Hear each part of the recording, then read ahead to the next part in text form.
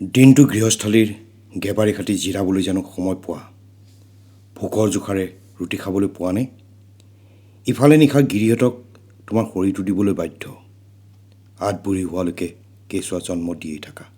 দিনত খাটনি, নিশা কেঁচুৱাৰ আমনি। মানুহৰ এনে জীৱন হোৱা উচিত নে? তাতকৈ খাবলৈ নাপালেও সৌ ঘূৰি ফুৰা কুকুৰবোৰৰ জীৱনেই ভাল। অন্ততঃ স্বাধীনভাৱে সিহঁতে ফুৰিব পাৰে। তোমালোকৰ বেছিভাগৰ ল'ৰাবোৰে ট্ৰেইনৰ মাল চুৰি কৰে। ছোৱালীবোৰ ষ্টেচনত ৰৈ থাকেগৈ। কিছুমানে বিনা দৰমহাৰে কেৱল দুবেলা ৰুটি ভাত পোৱাৰ বাবেই জমিদাৰবোৰৰ ঘৰত হাড় ভঙা কাম কৰি আছে। তোমালোকৰ মতাবোৰক ভালকৈ কাম কৰিব নোৱাৰিলে পইচা নিদিয়ে। ধনী মানুহকেইটাৰ অন্যায়ৰ কথা মানিব নোখুজিলে লাঠিৰে কোবায়। তোমালোকৰ এই কাৰখানাটো যদি হৈ উঠে, তোমালোকৰ গিৰিহঁত আৰু ল'ৰা ছোৱালীবোৰেও একোটা কামৰ সুবিধা নাপাব জানো? গাজিয়াবাদৰ নাম শুনিছা? এজনীয়ে মূৰ টুপিয়ালে, অৰ্থাৎ শুনিছে। এটা ডাঙৰ চ'ট কাৰখানা তাত আছে। সেইটো আৰম্ভ হৈছিল কেনেকৈ জানা? 16জনী পতিতাৰে। বুঢ়ী হৈ আহিব খোজা কিছুমান পতিতাই ভাবিলে যে ইজ্জতৰ ৰুটি সদায় শ্ৰমত আহে। শৰীৰৰ শ্ৰম বিক্ৰী কৰি, নিজৰ দেহৰ মঙহ বিক্ৰী কৰি সমাজৰ ঘৃণিত হৈও সিহঁতে কিন্তু কাকো ঠগা নাছিল, কাৰো বস্তু চুৰি কৰা নাছিল। কিন্তু বয়স হোৱাৰ লগে লগে সিহঁতৰ একমাত্ৰ শ্ৰমৰ ভাণ্ডাৰ অকামিলা হৈ গ'ল। কিন্তু হাতৰ বিদ্যাই মানুহক জীৱনত বিপদত পৰিবলৈ নিদিয়ে। সিহঁতে থিৰাং কৰিলে চ'ট তৈয়াৰ কৰা বিদ্যা শিকিবলৈ। এইদৰে আৰম্ভ। 20 বছৰৰ পিছত তেওঁলোকৰ ক্ষুদ্ৰ কাৰখানাত কাম কৰা মানুহৰ সংখ্যা হ'লগৈ 170জন। এতিয়া তেওঁলোকে বৰফ মেচিন, এয়াৰ কুলাৰ সকলোতে লগাব পৰা এনেকুৱা খচখচ বা চ'ট তৈয়াৰ কৰে। বহুত মানুহ দৰকাৰ হয় ব্যৱসায়টো বঢ়াই যাবলৈকে।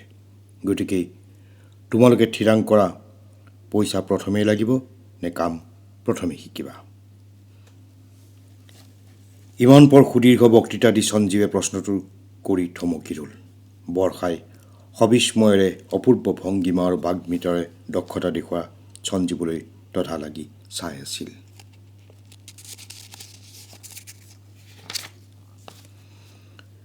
হঠাতে তাই মন কৰিলে, তাই কেৱল সঞ্জীৱৰ কথাবোৰ গ্ৰাস কৰা নাছিল।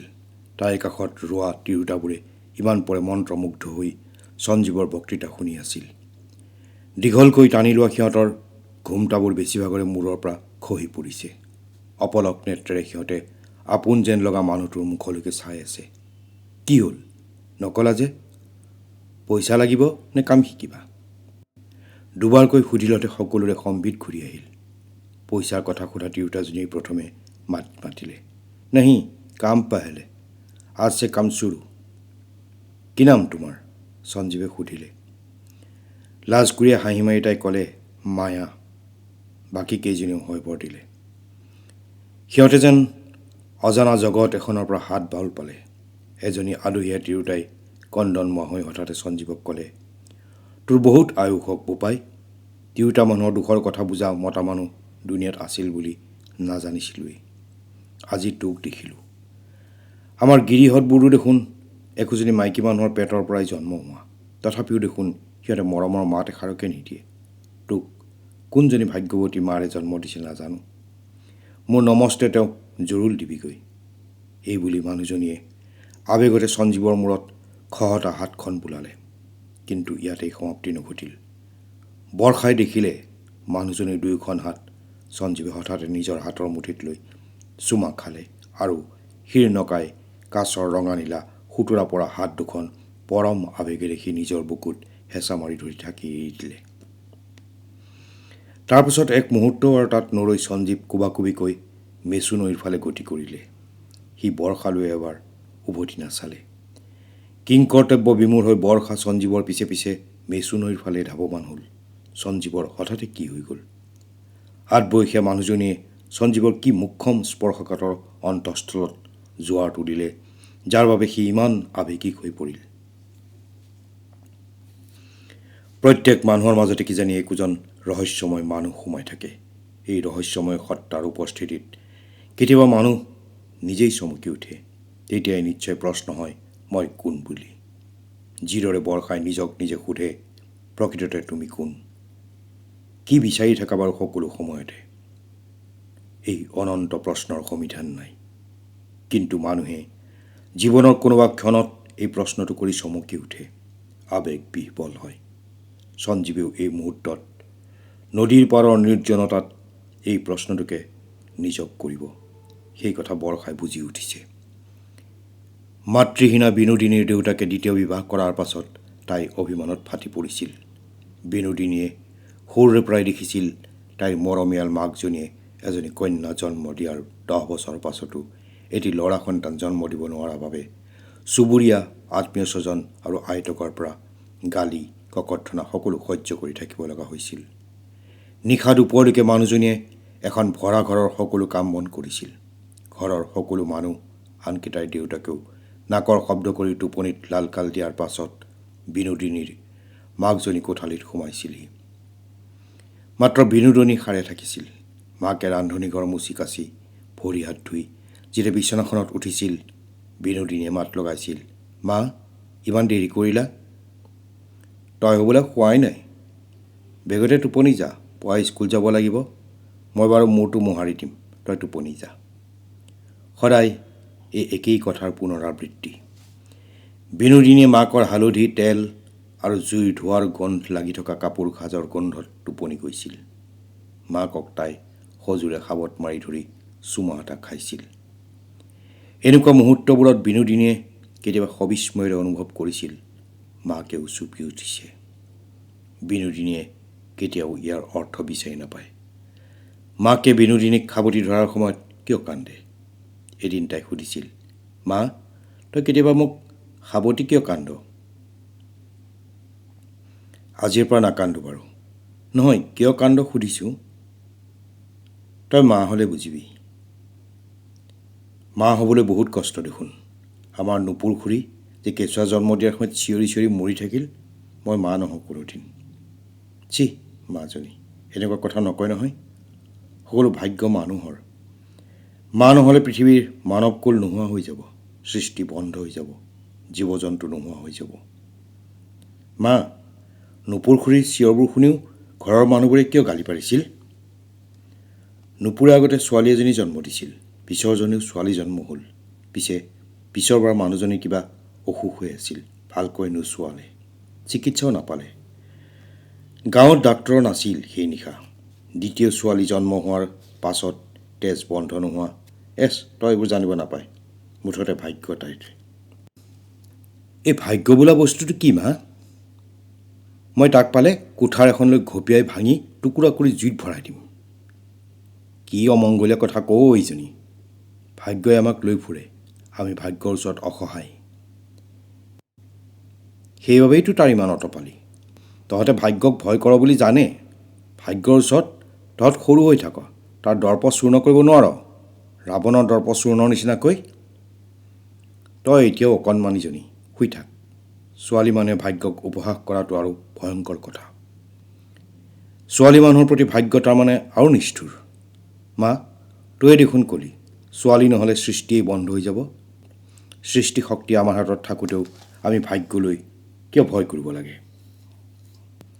বিনোদিনী, আইজনী, বৰ ডাঙৰ প্ৰশ্নবোৰ তই কৰ।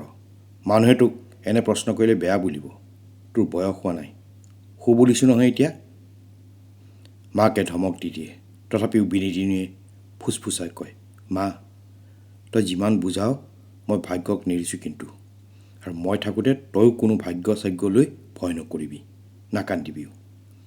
বিনোদিনীৰ মাকে অদৃশ্যজনলৈ সেৱা জনাই কয়, হে ঈশ্বৰ, দায় দোষ নধৰিবা। বয়সতকৈ তাইৰ মুখ আৰু মগজু বেছি পকা। তোমাৰ সন্তান বুলি তাইক ক্ষমা কৰা। সন্ধিয়াৰ আকাশত এটি দুটিকৈ তৰা জিলিকাই একাদশীৰ জোন জিলিকি উঠিল। সঞ্জীৱে বহুপৰ আকাশলৈ চাই থাকিল। দিনটোৰ পৰিশ্ৰমৰ অন্তত মেচুৰ পাৰত সঞ্জীৱ, ৰাখী আৰু বৰষা মৌন হৈ বহি আছে। ৰিব ৰিব বতাহে সিহঁতৰ চুলি আৰু কাপোৰবোৰত এক মৃদু কঁপনিৰ ৰেখা টানি গৈছে। সঞ্জীৱে গল্প কোৱাৰ দৰে বিনোদিনী নামৰ এগৰাকী নাৰীক ৰহস্যৰ মায়াজালৰ পৰা অকণ অকণকৈ পাক খুলি লৈ আহিছে ৰাখী আৰু বৰষাৰ মাজলৈ। বহুপৰ কেৱল মৌনতা। বিনোদিনী সঁচাকৈ অন্য ধৰণৰ ছোৱালী আছিল। হঠাতে সঞ্জীৱে পুনৰ ক'বলৈ আৰম্ভ কৰিছিল। ৰাখী আৰু বৰ্ষাই সঞ্জীৱৰ মুখলৈ চালে। এদিন বিনোদিনী স্কুলৰ পৰা উভতি আহি দেখিলে মাক শয্যাশায়ী। পেটৰ বিষত মানুহজনী কেঁকাই গেঠাই পৰি আছে। বিনোদিনী হতভম্ব হ'ল। এজনী মানুহে বিচনাত পৰি বাগৰি আছে। ঘৰৰ আন মানুহবোৰ নিৰ্বিকাৰ। বিনোদিনী ৰান্ধনী ঘৰলৈ গ'ল। আইতাকে নিশাৰ সাজৰ বাবে মাছ বাছি আছে। বিনোদিনীয়ে ক'লে, মাৰ কি হৈছে আইতা? ডাক্তৰ আনিছনে? বিনোদিনীৰ কথা শুনি আইতাকে গেঙেৰি মাৰি ক'লে, এই বুঢ়ীজনীয়ে মাছ বাছি আছোঁ দেখা নাই? ঘৰৰ কোটা এগছ দুগছ কৰিব নাজান, স্কুলত পঢ়ি মেম চাহাব হ'বলৈ যাওঁ। এই বেটি জখিনীয়ে মোৰ হতাই বন্ধ কৰাব, কিন্তু নিজৰ ছোৱালীক মেম চাহেব কৰি ৰাখিব। বিনোদিনীয়ে প্ৰমাদ গণিলে। এনে গালি তাই কেৱল আজিয়েই আইতাকৰ পৰা শুনা নাই। এইবোৰ নিত্য নৈমিত্তিক কথা। আইতাকে তাই স্কুলত পঢ়াটো দৰকাৰী কথা বুলি নাভাবে। আইতাকৰ মতে ঘৰত কিবা অসুবিধা হ'লে, বিশেষকৈ মাকৰ অসুখ হ'লে বিনোদিনীয়ে স্কুল ক্ষতি কৰি ভাত পানী ৰন্ধা ঠাই সৰাত লাগিব লাগে। বিনোদিনীয়ে আইতাকৰ গালি শুনি তৎক্ষণাৎ বুজি পালে মাকৰ এই অৱস্থাই ঘৰখনৰ কাৰো এধানমান সহানুভূতি আদায় কৰিব পৰা নাই। ডাক্তৰ অনাটো দূৰৈৰ কথা। তাইৰ হঠাতে নুপুৰ খুৰীলৈ মনত পৰিল। চিঞৰি চিঞৰি ডাক্তৰ ডাক্তৰ কৈ মানুহজনী মৰি থকা তাই দেখিছিল। বিনোদিনী এক মুহূৰ্ত নৰৈ ৰাস্তাৰে ডাক্তৰখানালৈ দৌৰিলে।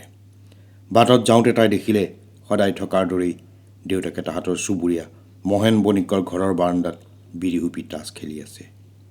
বিনোদিনীয়ে দেউতাকক দেখিও নেদেখাৰ ভাও জুৰিলে। তাই বলিয়াৰ দৰে ডাক্তৰখানাৰ পদূলি মুখ পাই ডাক্তৰ বাবু বুলি চিঞৰি তালফাল লগালে। কাবৌ কোকালি কৰি ডাক্তৰক ঘৰলৈ লৈ আহিল। ডাক্তৰে মাকক চাই প্ৰশ্নৰ উপৰি প্ৰশ্ন কৰিও একো উত্তৰ নাপালে। মাকে পেটৰ বিষৰ কাৰণ একো ক'ব নোখোজে। অৱশেষত ডাক্তৰে ধমক দিলত মাকে ক'লে যে গিৰিয়েকে কাজিয়া লাগি পেটত গোৰ এটা শোধাই গ'ল। তাৰ পিছৰ পৰাই তাইৰ এই অৱস্থা। কথা শুনি বিনোদিনীৰ খঙে মূৰৰ চুলি আগপালেগৈ। দৌৰি গৈ ৰান্ধনী ঘৰতে আইতাকক সুধিলেগৈ। মাকক দেউতাকে গোৰ শোধোৱাৰ কথাটো আইতাকে জানিও কিয় একো নকৰিলে? আইতাকে ৰুদ্ৰমূৰ্তি ধৰিলে। কিয় মাৰ নাখাব তাই? বাপেকৰ একে সমনীয়া দশৰথৰ দুটা ল'ৰা জন্ম হ'ল। আজি পুৱাই ল'ৰা হোৱাৰ মাজ দি গৈছেই।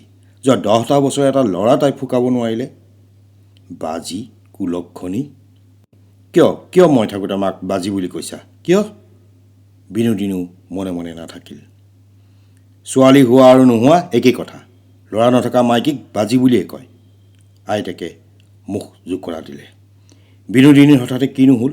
আইতাকলৈ চোচালৈ নখেৰে আঁচুৰি পেলালে। আইতাকে চিঞৰি গছৰ পাত খৰুৱাই নাতিনীয়েকক হাও সপনি পাৰিবলৈ ধৰিলে।